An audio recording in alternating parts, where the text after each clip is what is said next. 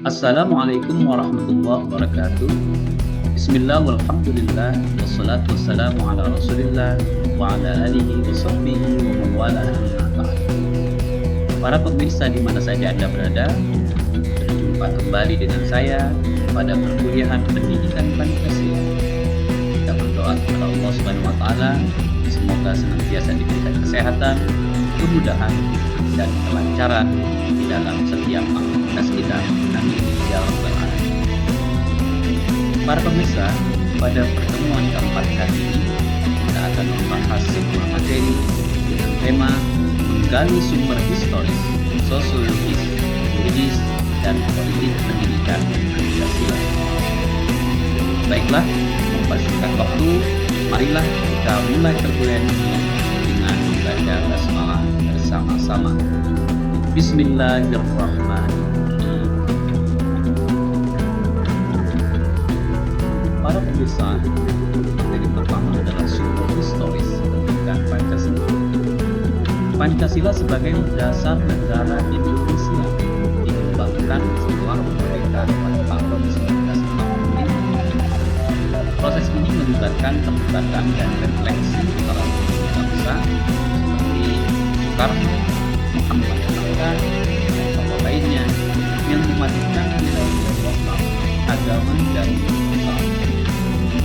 Sejarah pembentukan Pancasila dalam sidang BPUPK pada titik usaha persiapan masyarakat Indonesia menjadi landasan pendidikan Pancasila mengajarkan generasi muda tentang asal-usul dan Pancasila sebagai identitas bangsa.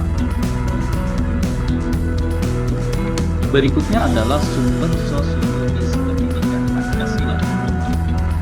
Sosiologis Pancasila berkaitan dengan kondisi sosial dan budaya masyarakat Indonesia yang beragam. Pancasila mencerminkan nilai yang ada dalam masyarakat seperti gotong royong, musyawarah, dan toleransi antar agama. Pendidikan Pancasila bertujuan untuk membangun kesadaran akan keragaman budaya dan agama, serta mempromosikan nilai-nilai kebersamaan dan persatuan di tengah perbedaan. Selanjutnya adalah sumber yuridis pendidikan Pancasila. Secara yuridis, Pancasila diakui sebagai dasar hukum tertinggi dalam sistem hukum Indonesia. Undang-Undang Dasar 1945 menyatakan Pancasila sebagai sumber dari segala sumber hukum.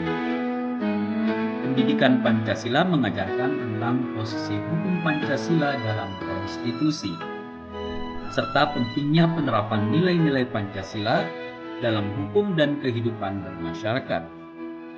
Ini mencakup pemahaman mengenai hak asasi manusia, keadilan, dan hukum yang berlandaskan pada nilai-nilai Pancasila.